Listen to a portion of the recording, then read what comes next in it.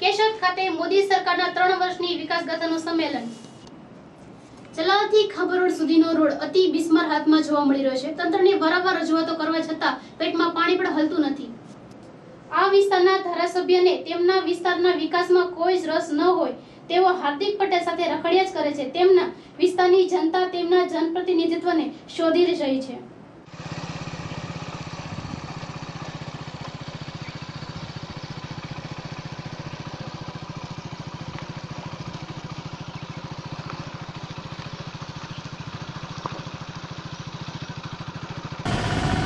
જલણા road તમે જોઈ શકો છો, એટલો અતિ બિસ્માર હાલતમાં જોવા મળી રહ્યો છે। અહીંના તંત્ર દ્વારા કોઈ ધ્યાન આપવામાં આવતું નથી। અહીંના એમએલએ દલીલ કોટડિયાને અનેકવાર મૌખિક તથા લેખિત રજૂઆતો કરેલી છે, છતાં પણ કોઈ ધ્યાન દોરવામાં આવતું નથી। આ રોડમાં ઘણા અકસ્માતો પણ જોયેલા છે થશે અને ક્યારે શરૂ કરવામાં આવશે એ તો આવનારો સમય જ બતાવશે। ખાંભાથી જલણા રોડથી હું સોલંકી ભારતી કેમેરામેન પ્રદેશનો સવી સાથે ન્યૂઝ અમરેલી। કેશોદ ખાતે મોદી સરકારના 3 વર્ષની વિકાસ ગાથાનું સંમેલન।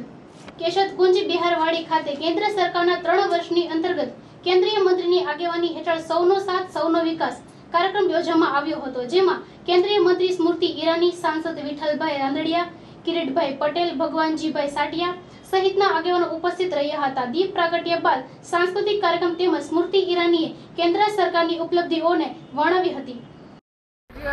हम सब केशोद में सबका साथ सबका विकास सम्मेलन में उपस्थित हुए हैं। आदरणीय प्रधानमंत्री श्री नरेंद्र भाई मोदी जी के नेतृत्व में सरकार की 3 साल की उपलब्धियों को लेकर जनता के मध्य में आकर लोकतंत्र का ये उत्सव हम मना रहे हैं।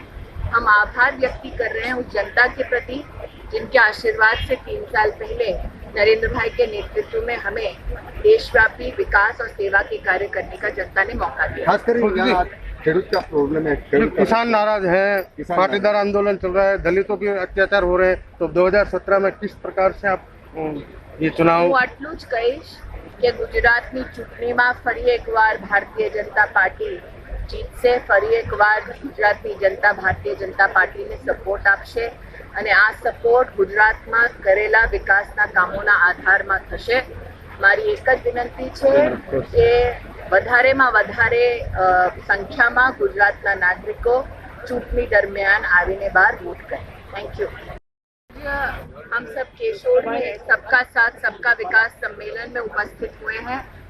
आदरणीय प्रधानमंत्री श्री नरेंद्र भाई मोदी जी के नेतृत्व में सरकार की 3 साल की उपलब्धियों को लेकर जनता के मध्य में आकर लोकतंत्र का ये उत्सव हम मना रहे हैं।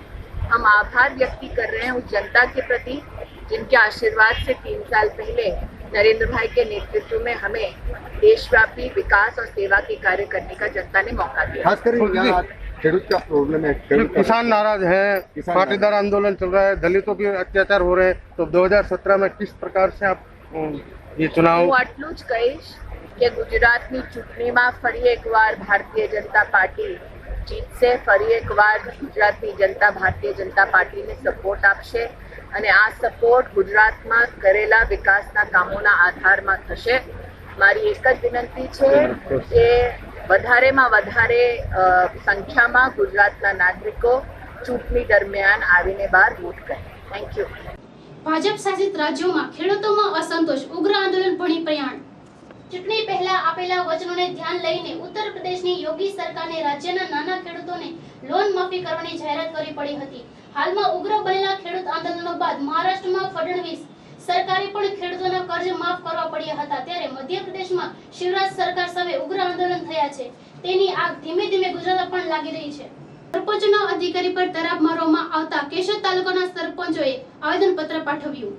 તાજેતરમાં સરકાર દ્વારા સરપંચોની સ્વાયત્તા છીનવામાં આવતા કેશોદ તાલુકાના તમામ સરપંચો એકત્રિત થઈને નાયબ કલેક્ટર તેમજ ટીડીઓને આવેદનપત્ર પાઠવ્યું હતું। આ સરકારના આ નિર્ણયને વખોડવા કહેવામાં આવ્યું હતું કે સરકારના સરમુખત્યારશાહીભર્યું વલણ નહીં ચલાવી લેવામાં આવે। આ મુદ્દાને ગંભીરતા નહીં લેવાય તો તેના પરિણામો ગંભીર રહે છે। કેશોદ તાલુકાના 33 ગામના ગ્રામ પંચાયતના સરપંચશ્રીઓએ આજે મને આવેદનપત્ર આપેલ છે। સરકારશ્રીની સૂચના મુજબ તલાટી કમ મંત્રીની નાણાકીય વ્યવહારમાં સહી ફરજિયાત કરતા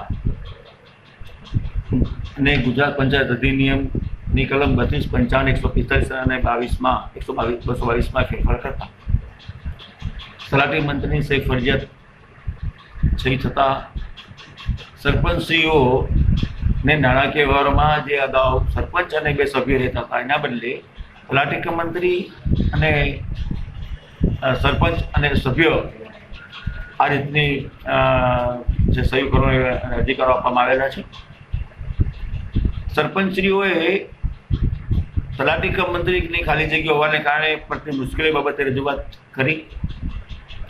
જે જગ્યાઓ તલાટી મંત્રીની ખાલી છે ત્યાં વૈકલ્પિક વ્યવસ્થા તરીકે ગામની સુખાકારી અને ગામની સગવડતા સચવાય તે માટે બીજા ગામના તલાટી મંત્રીને ખાલી ગ્રુપનો ચાર્જ સોંપી અને ગામની સગવડતા સાચવવાનો પ્રયત્ન કર્યો છે. નોકરિયાતના જીવનની અંદર બદલી બઢતીઓ સામાન્ય પ્રક્રિયા છે અને બદલી થાય એટલે સ્વાભાવિક છે કે નાણાકીય વ્યવહારોમાં પુનઃ તલાટી મંત્રીની સહી બદલાવી પડે.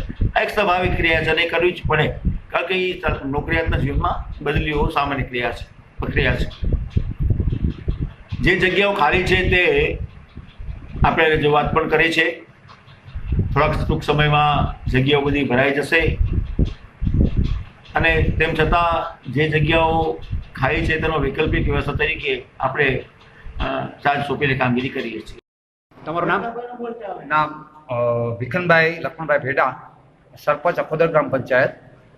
અમે વિવિધ ગામના સરપંચો એ માટે આવેદનપત્ર આપી રહ્યા છીએ કે જે સરકારશ્રીની નીતિ નિયમોનો વિરુદ્ધ કે જે સરપંચોના હસ્તક વહીવટ હોવો જોઈએ તે સરકારશ્રી દ્વારા તલાટી મંત્રીના હસ્તકમાં સોંપી દીધો છે અને તેના નિરાકરણ માટે અમે તાલુકા વિકાસ અધિકારી, મામલતદાર સાહેબ તથા કલેક્ટર સાહેબને આમાં આવેદનપત્ર આપવામાં આવ્યા છીએ.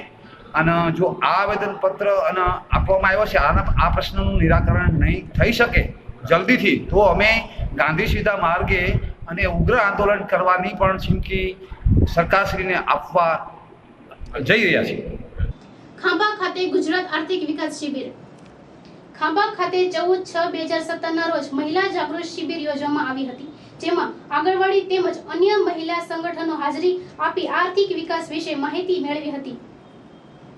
તો દર્શક મિત્રો, આ હતા અત્યાર સુધીના સમાચાર. વધુ સમાચાર માટે ફરી મળીશું. ત્યાં સુધી રજા આપશો. નમસ્કાર.